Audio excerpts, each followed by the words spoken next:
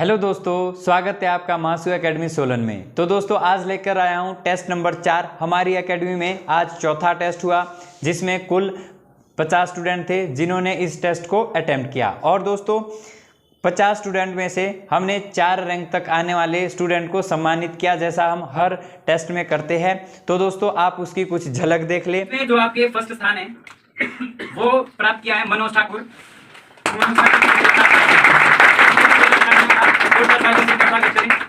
ये इनका टेस्ट का ना दूसरा प्राइज है। दो टेस्ट भी हमारे ये दूसरा प्राइज ले जा रहे हैं। तो जोरदार एक बार और। तो 50 लड़कों में जो दूसरा स्थान प्राप्त किया है वो है इट्स दिवेश राजपूत।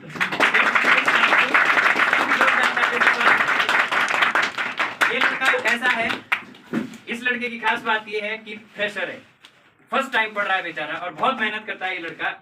एक बार और तालियां बजाओ इसके लिए। हर इसमें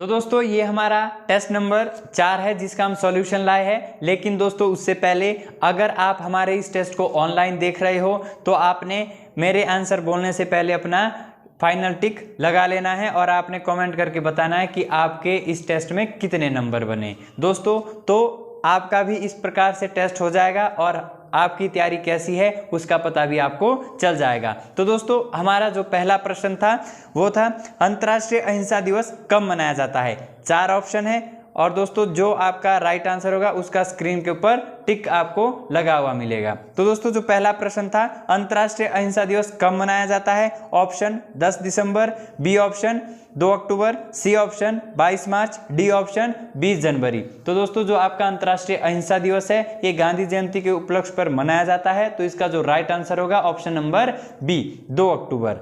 अगला प्रश्न पानीपत का तीसरा युद्ध कब हुआ था, ऑप्शन 1769 में, बी ऑप्शन 1770 में, सी ऑप्शन 1761 में, डी ऑप्शन 1757 में। तो दोस्तों जो आपकी पानीपत का तीसरा युद्ध है ये 1761 में हुआ था। आप सभी को पता है पानीपत की 3 लड़ाई लड़ी गई थी। पहली 1526 में हुई थी, दूसरी आपकी 1556 में हुई थी और जो तीसरी लड़ाई है वो 1761 में हुई थी। और जो डी ऑप्शन है ये भी महत्वपूर्ण डेट है क्योंकि 1757 को प्लासी का युद्ध हुआ था। तो आपने ये भी ध्यान रखना है। अगला प्रश्न विश्व की छत किस स्थान को कहा जाता है। 4 ऑप्शन थे, तिब्बत, चीन, अलास्का या अरुणाचल प्रदेश। तो दोस्तों जो आपकी संसार की छत है वो तिब्बत का पठार या पामीर के पठार को कहा जाता है। तो जो इसका राइट आंसर है ऑप्शन नंबर ए होगा।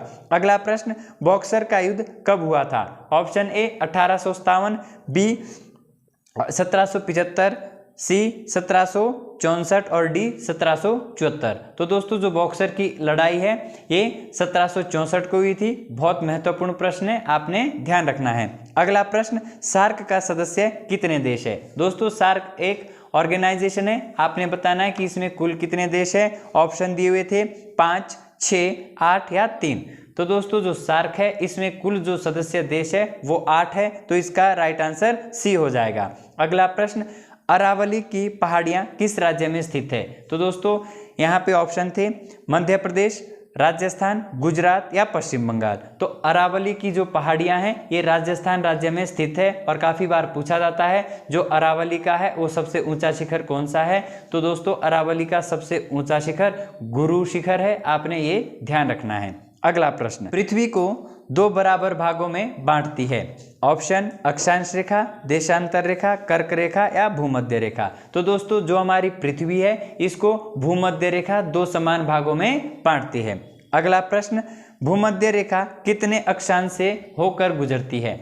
तो दोस्तों आपने ऑप्शन के हिसाब से बताना था 30 डिग्री, 23 डिग्री, 0 डिग्री या 90 डिग्री। तो दोस्तों जो हमारी भूमध्य रेखा है यानी इक्वेटर है इसको 0 डिग्री रेखा भी कहते हैं। तो ये दोस्तों जो 0 डिग्री अक्षांश से होकर गुजरती है।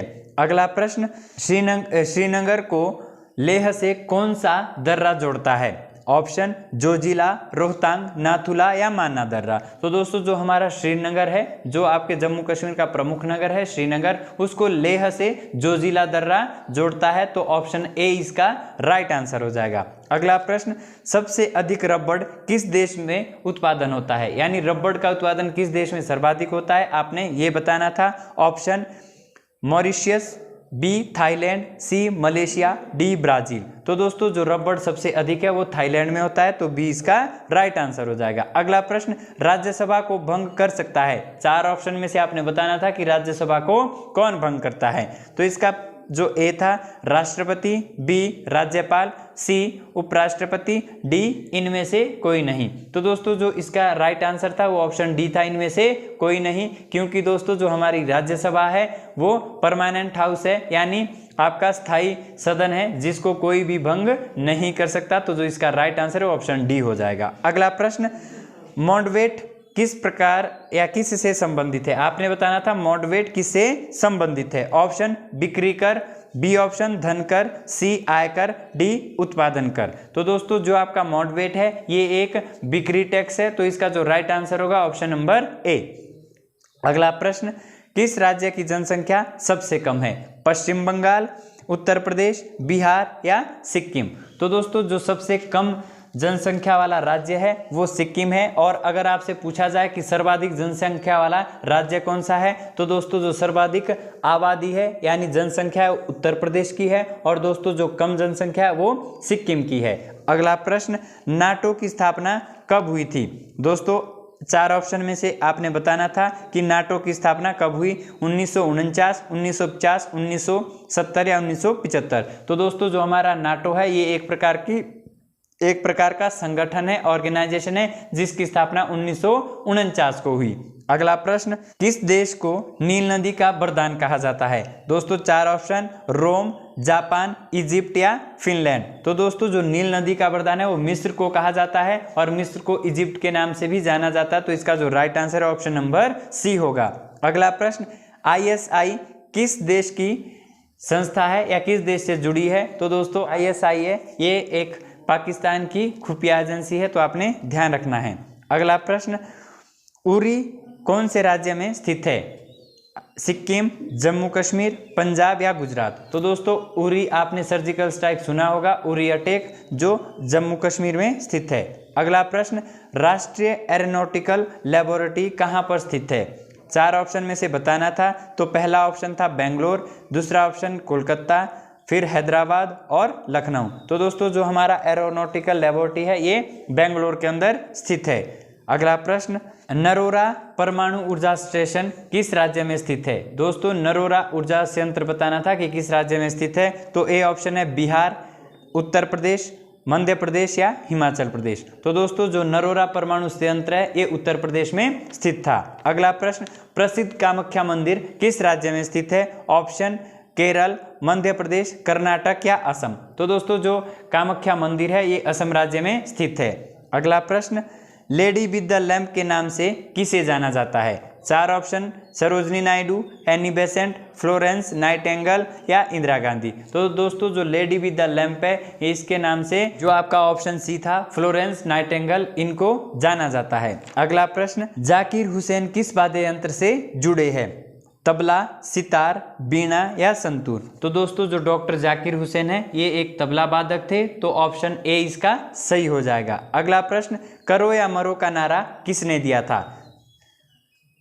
तो दोस्तों सुभाष चंद्र बोस, महात्मा गांधी, नेहरू या तिलक। तो दोस्तों करो या मरो का नारा महात्मा गांधी के द्वारा दिया गया था। तो महात्मा गांधी की बात करें तो दोस्तों इन्होंने नारे दिए थे करो या मरो, हे राम और भारत छोड़ो, इनका प्रमुख नारा था। बात करें नेपोलियन बोनापार्ट कहाँ का था, यानी जो आपका नेपोलियन बोनापार्ट है वो कहाँ का शासक था। तो आपने बताना था इटली, फ्रांस, ब्रिटेन या अमेरिका। तो दोस्तों जो नेपोलियन बोनापार्ट है वो फ्रांस से संबंधित था। तो ऑप्शन बी इसका राइट आंसर हो जाएगा। अगला प्रश्न, पुलित्जर पुरस्कार किस क्षेत्र में दिया जाता है। तो दोस्तों ऑप्शन थे सिनेमा, पत्रकारिता, खेल या समाज सेवा। तो दोस्तों जो आपका पुलित्जर पुरस्कार है वो पत्रकारिता के क्षेत्र में दिया जाता है। तो दोस्तों ये हमारा जीके का सेशन था। अब साइंस वाले पार्ट पे आते हैं। तो साइंस का जो पहला प्रश्न था यानी क्वेश्चन नंबर 26 जो हमारे पास था वो ओम किसकी इकाई है। 4 ऑप्शन में से बताना था कि ओम किसकी इकाई है। ऑप्शन ए विद्युत प्रतिरोध, बी शक्ति, सी ध्वनि तीव्रता और डी कार्य। तो दोस्तों जो आपका ओम है ये प्रतिरोध, विद्युत प्रतिरोध की इकाई है। ऑप्शन ए इसका राइट आंसर था। अगली बात करते हैं, एक्स किरणों की खोज किसने की थी। 4 ऑप्शन, थॉमसन, चैडविक, जॉनसन या रॉन्टजन। तो दोस्तों जो एक्स किरणों की खोज है वो विलियम रॉन्टजन के द्वारा की गई थी। अगला प्रश्न, गुरुत्वाकर्षण का नियम किसने दिया था।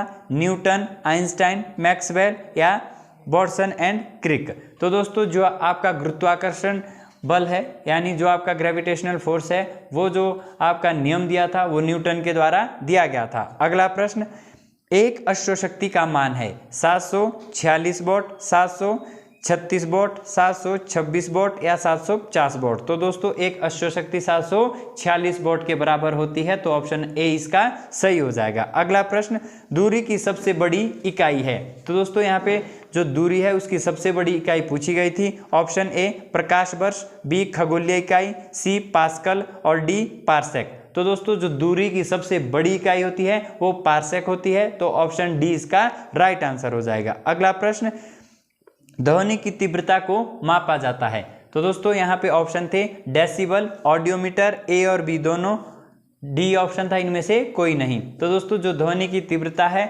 अगर ध्वनि की तीव्रता का स्तर का मापक बोले तो डेसिबल होता है, और दोस्तों ध्वनि की तीव्रता ऑडियोमीटर में भी मापी जाती है। तो इसका जो राइट आंसर है ऑप्शन नंबर सी, ए और बी दोनों हो जाएगा। अगला प्रश्न, रेडियो का आविष्कार किसने किया था। मैकमिलन, अल्फ्रेड नोबल, गैलीलियो या दोस्तों मार्कोनी। तो आपका जो इस रेडियो का आविष्कार है वो मार्कोनी के द्वारा किया गया था, तो इसका जो राइट आंसर है ऑप्शन नंबर डी हो जाएगा। अगला प्रश्न, जड़त्व का नियम किसने दिया था।